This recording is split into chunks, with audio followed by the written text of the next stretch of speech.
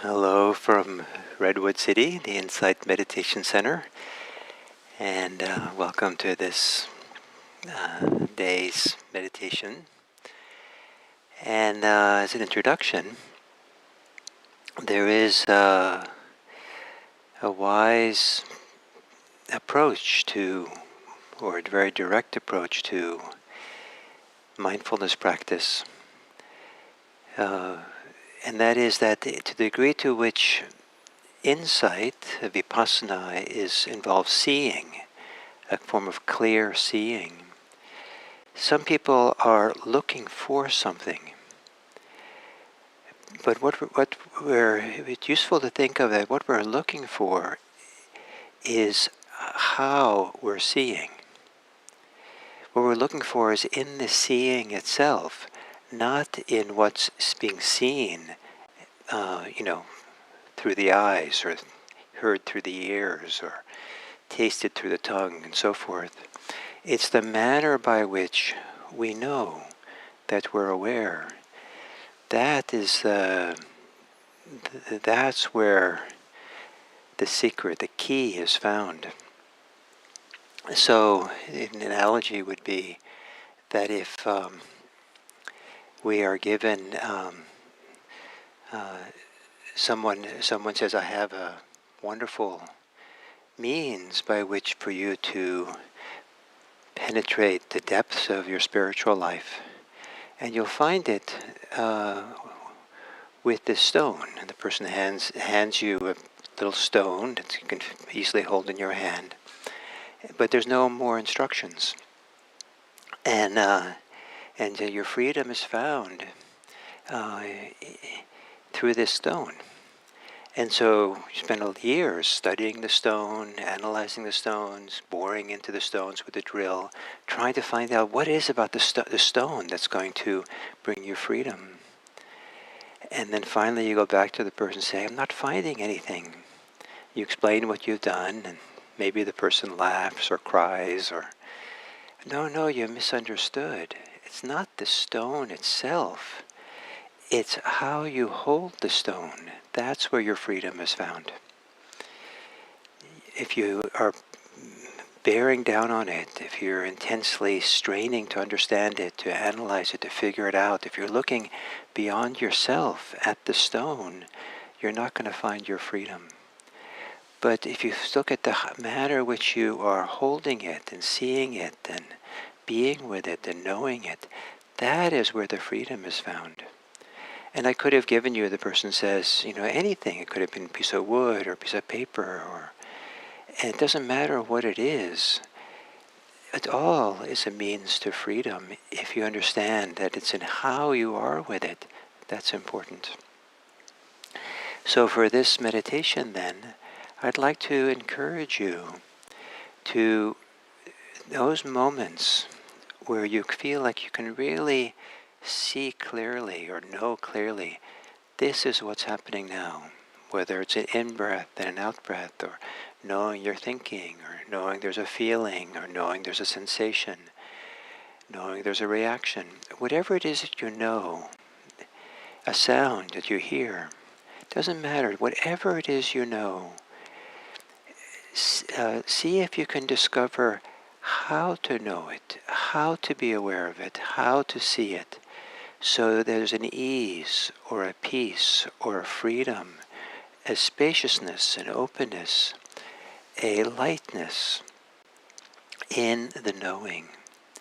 And if there's none of those things, then let yourself really see the strain, or the heaviness, or the stress, or the tightness in how you know, in how you're trying to see or understand.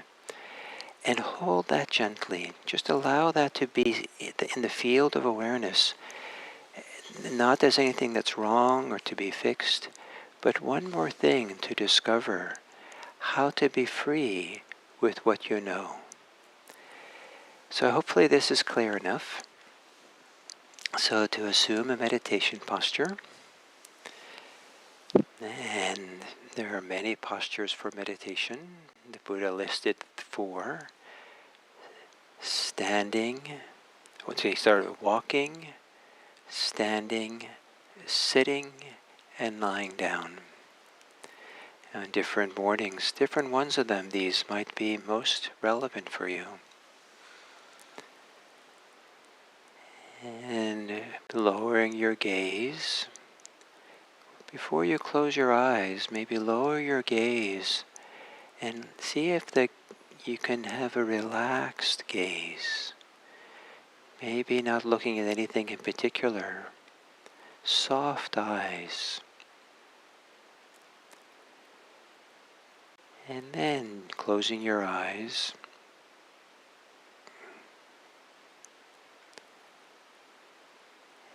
And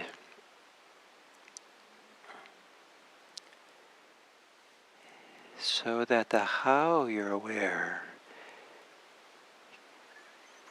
can be more relaxed, at ease. It helps to put the body at ease. And one way to do this is to take a few slightly deeper breaths than normal. Feeling the torso, the rib cage, the body as you breathe in. And as you exhale, to relax the body, soften. On different exhales, you might soften different parts of your body. The shoulders, the arms, the lower back, the belly,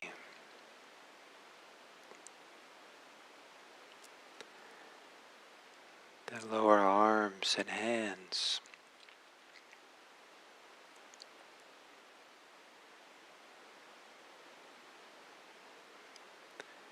the legs,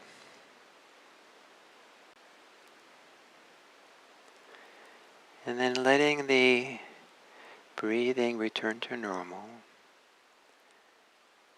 And with a normal breath, on the inhale, feel these different parts of the body that I'll mention.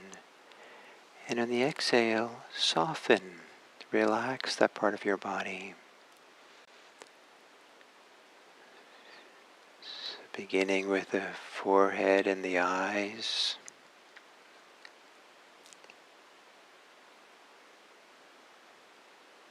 Softening the forehead and the eyes.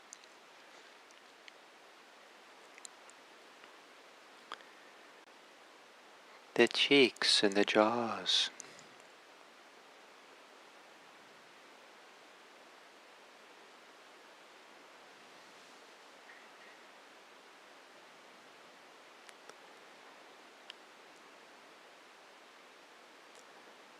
The shoulders.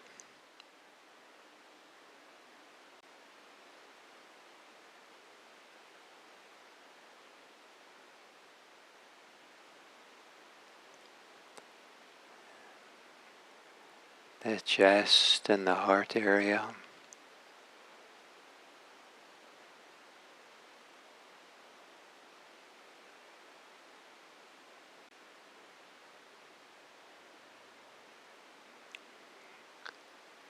The belly.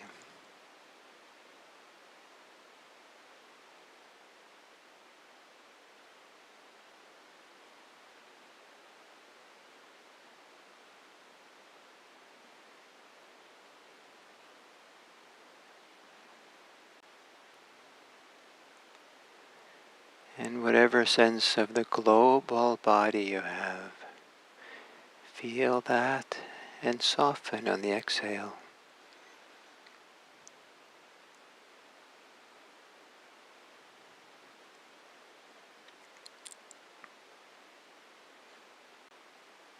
And then feel the thinking mind. If there's any pressure or agitation or tension, maybe in the area of the brain or anywhere else associated with thinking. As you exhale, relax and soften the thinking mind.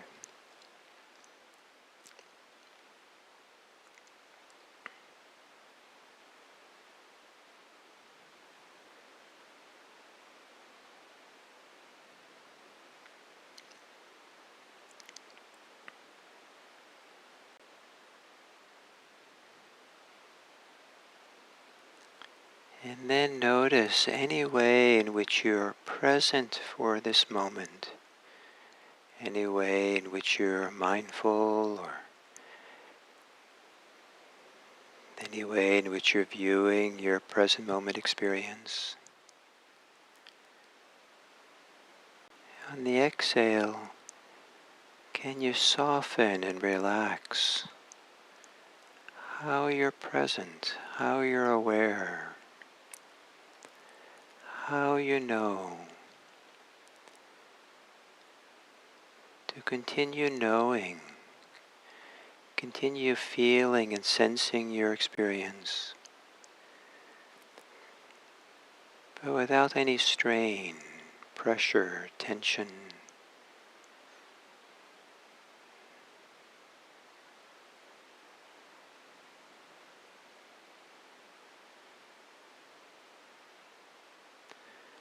What we're looking for is found in how we look.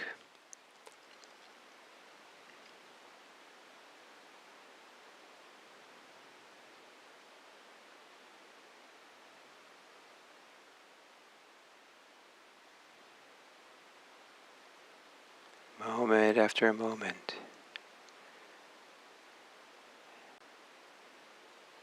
Experiment with a relaxed, soft, non-stressful awareness of present moment experience.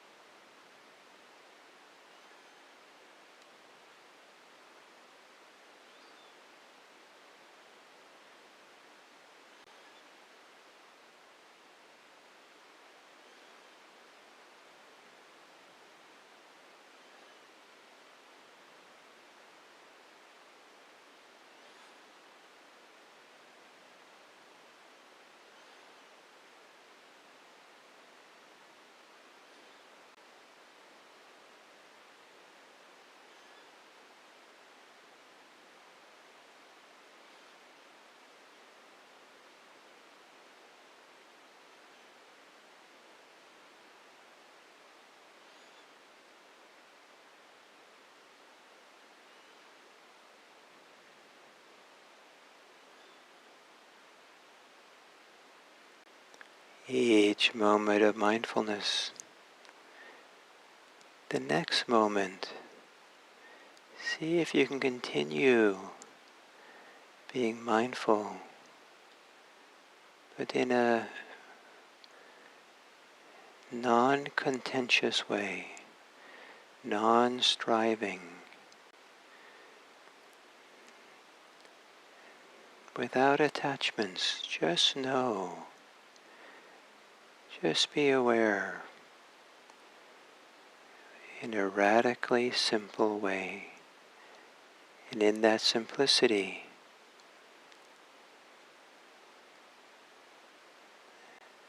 appreciate the freedom.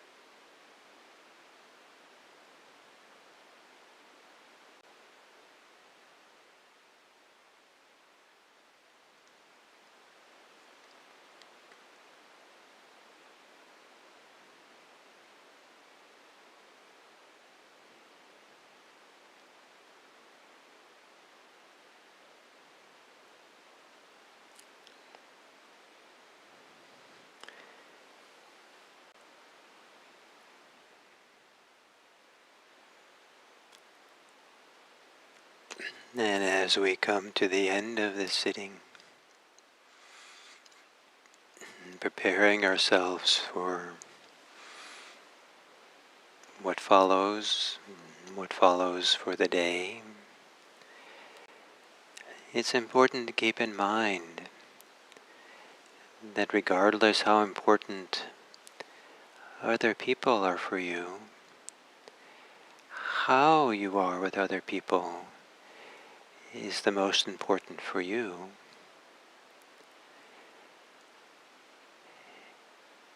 Regardless how important or unimportant your work is, whatever work or activities you're doing is, what's most important for you is how you do them, how you do your work, how you do your activities.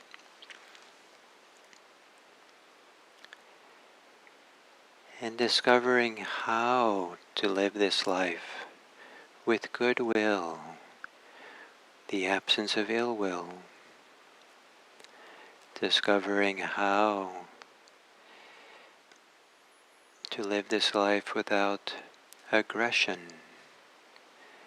but to live it peacefully. To know how to live this life and participate in this world without causing anyone to be afraid, but rather being unafraid ourselves.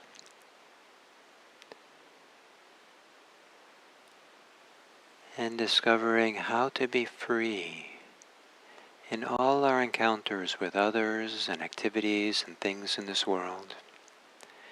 It's how we are that's onward leading, that shows us the Dharma, that's visible here and now, immediate, that we can investigate for ourselves. May this practice that we do, this learning anew how to live, be for the welfare and happiness of everyone we encounter. May everyone we encounter be an occasion for our goodwill, our wishes for their happiness, our wishes for their safety and peace, our wishes for their freedom. May this practice support us with a universal goodwill to help the suffering world. May all beings be happy.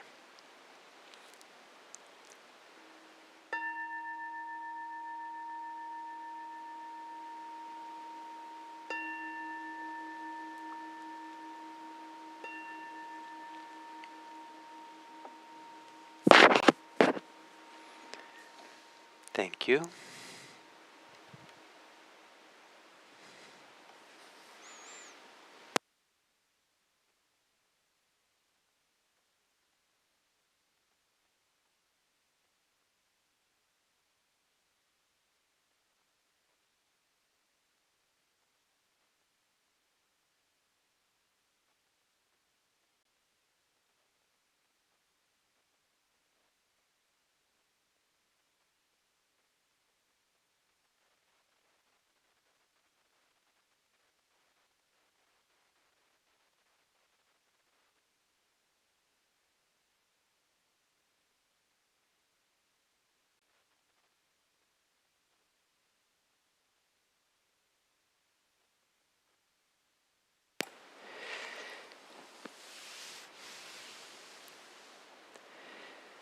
Hello and welcome to this third talk on the 5 qualities of the Dharma, or the 5 qualities of the Buddha's teachings.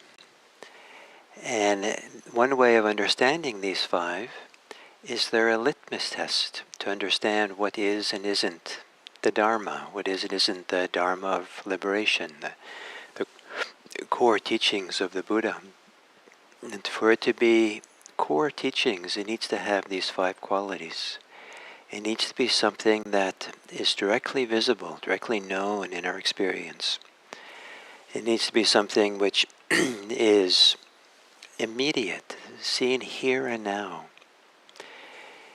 And the third one for today, they are teachings which are not requiring you to believe, not imposing beliefs on you, but rather they are teachings that are offered with the invitation to come and see for yourself, to look into this, inspect them for yourself. Are these true? And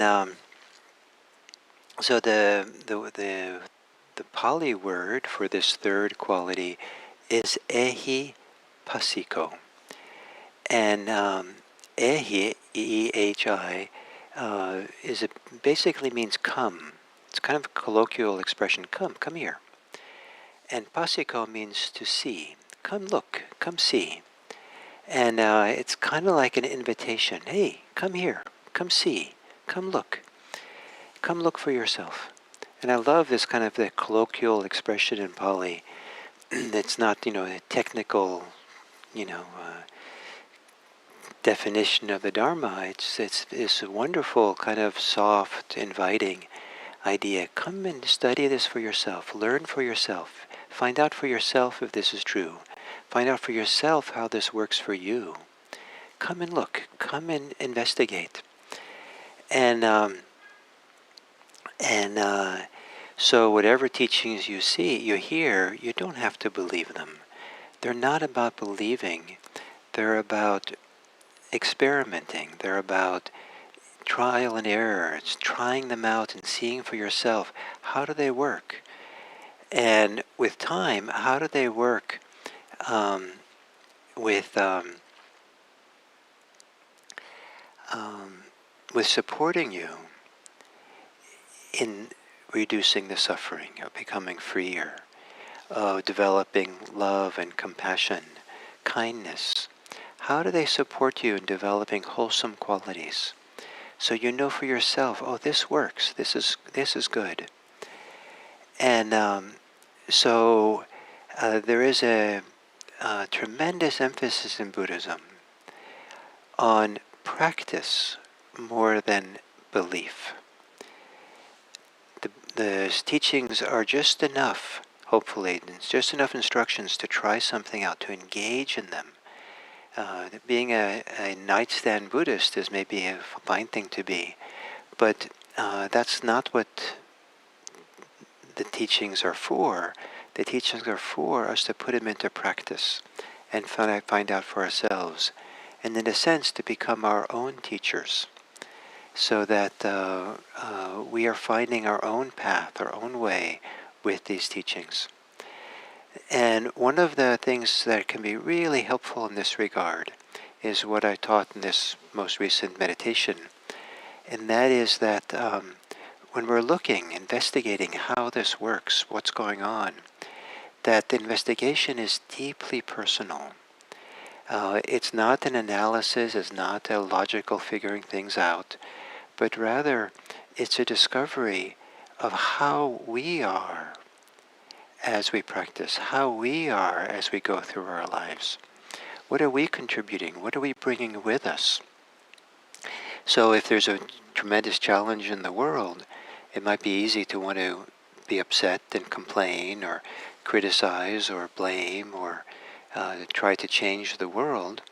And that sometimes, certainly, those things might be appropriate. But that's not where the Dharma is found. If what we're interested in is the Dharma, we always ask, how am I in regard to this? How do I find my freedom in regard to this? How do I find myself not stuck in it or reactive to it? There still might be a call to do and change something in the world, but the Dharma practice is about first, maybe not first, but the Dharma practice is always about here, how am I? And so one way to think of this is that the freedom we're looking for in Buddhism is found in how we are looking. That how we know, how we're aware, how we practice, this is how we're relating to anything that's going on. That is the key. That's where we find the come and see in yourself, in how you are in relationship to yourself, in relationship to the world, in relationship to what's happening. And not a few people take on the Dharma without being really careful about how they relate to the teachings and to the practices. And there can be a lot of striving, a lot of judging, a lot of conceit that comes along with doing the practice. There can be the problem of perfectionism. I have to do it right and perfect. I can't make a mistake. There's a holding on to it for dear life, like I have to kind of get an A, or I have to, advance further than anyone else in my neighborhood, in my block.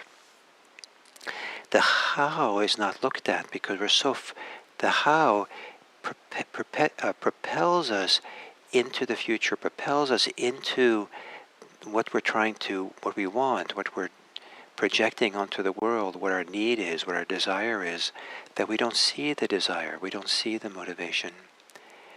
And so part of the purpose of mindfulness is to settle back enough that we can see how we are.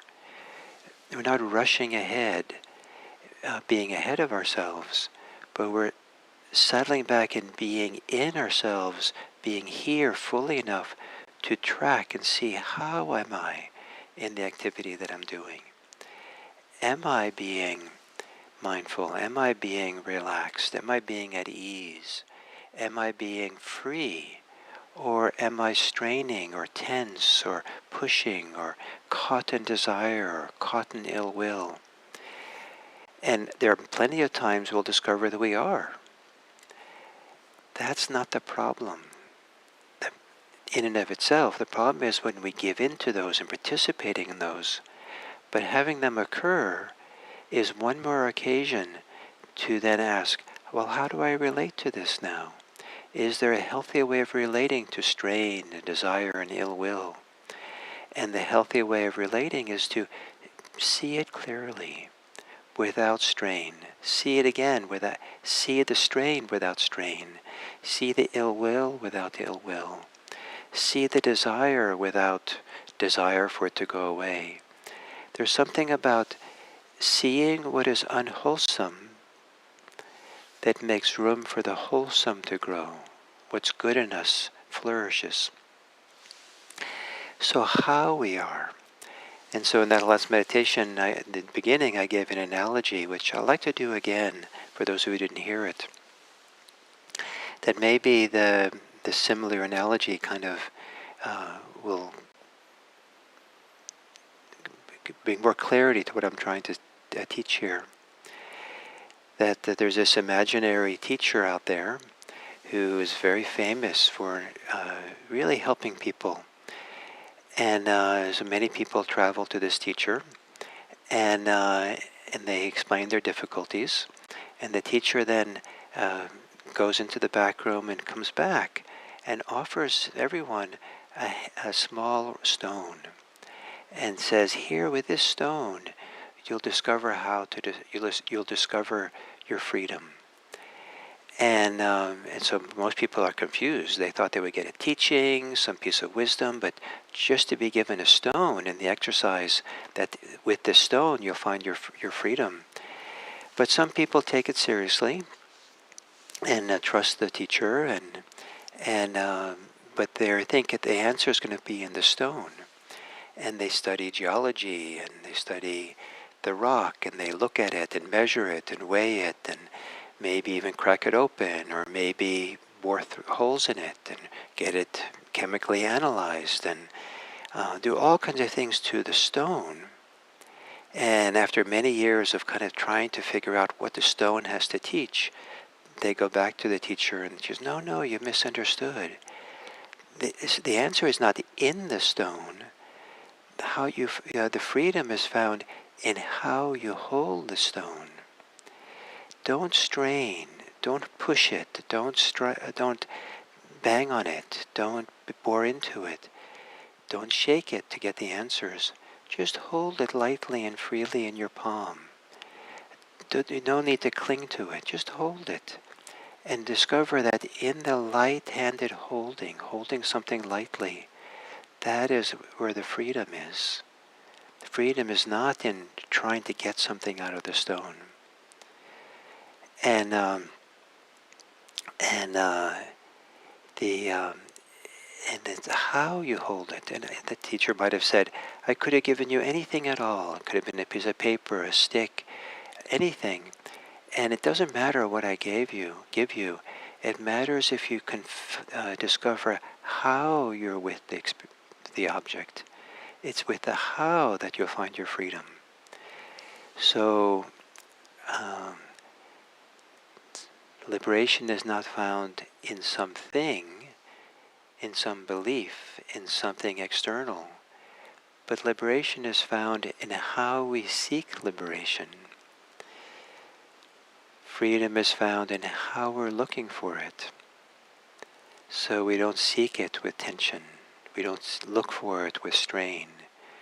We don't look and feel and sense and know our experience with fear and dread or resistance or aversion. We discover how to be free. And so in this way, the Dharma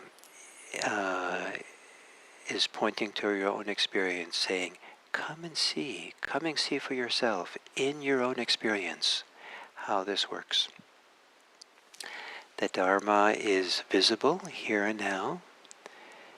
It is immediate, it's right here and now.